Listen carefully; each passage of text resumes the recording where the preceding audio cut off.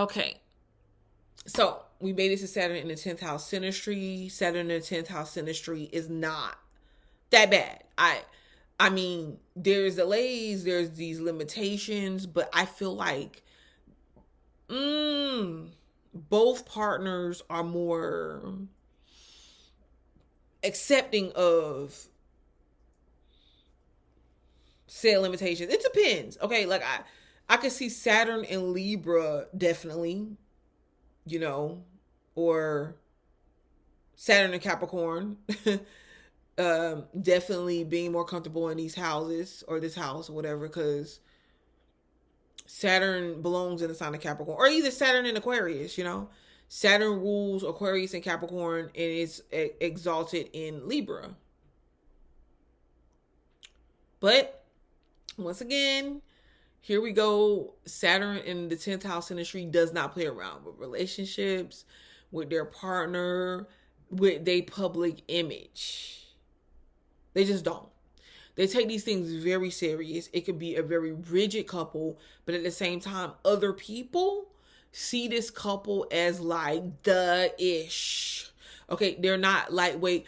Here you can see to where two people, either there was some sort of arrangement, okay, some sort of arranged marriage or situation, or these two people deliberately picked each other out. Because they're just like, it could definitely been a situation to where they're like, either they know, like by way of the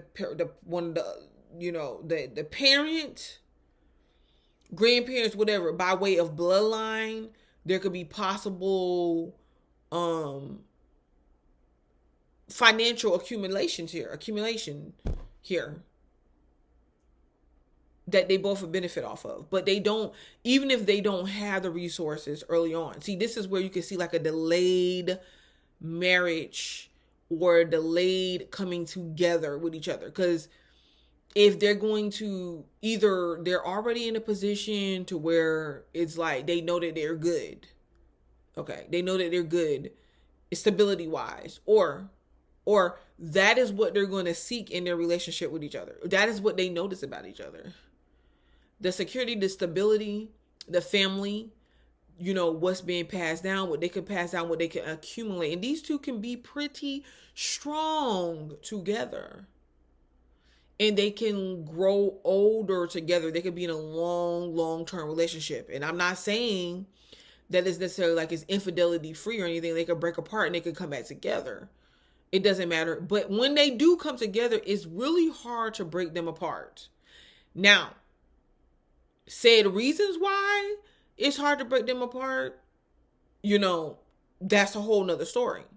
Because these two, there could be some delays. It may take them a while. Because it's like they have to see like, well, is this the person that I really want? Or is this going to work out? Or just time. Because you may have a situation to where one of the partners could be getting in, is in a line of work, moving towards that. Let's say they have to go to law school. Let's say they're trying to become a doctor. Let's say they're trying to move up in ranks, whatever the case may be.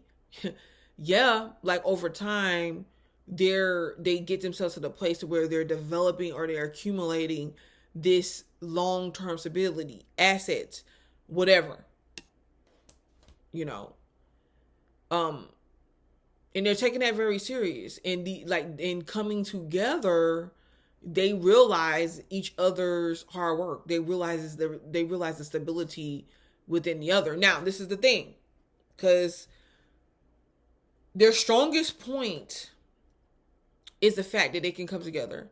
They can have family. It's a lot for them to lose, because they can have family, friends, money, assets, finances, children. Do you hear what I'm saying? Grandchildren, property.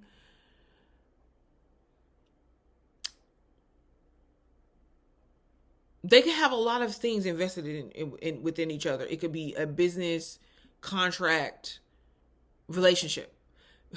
And it's cheaper to keep her, in this situation. It's better it's better to just stay together. And these two won't necessarily have a problem with doing that because it's already an unspoken thing. All right.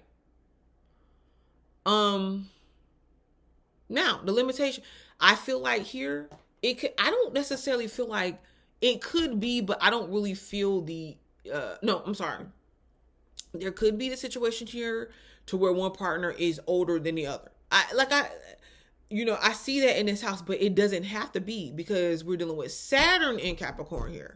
You get what I'm saying? These could be longtime lovers. These could be lovers that come from the same um um area or place, like their families know each other or something like that that brings them together, but let's say it's a situation to where one person is older than the other, okay? Because we're not going to act like the attraction here may not be finance or stability, okay? If it's a situation like that to where one partner is younger than the other, and let's take Saturn. Let's say Saturn is older than the house person.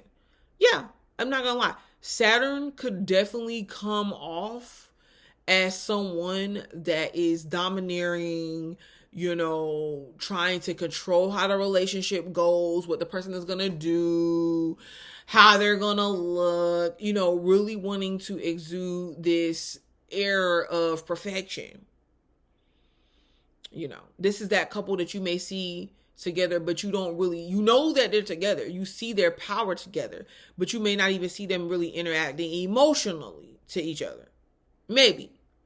Or maybe not. Like they want to be kind of polished. Now, unless you own, the other side of that coin to where this is not something, you get what I'm saying? Like, this is something that they struggle with, and where Saturn's limitation shows up, and they popping off and they're doing things in public that don't make themselves look so honorable. You can have that side of things, okay?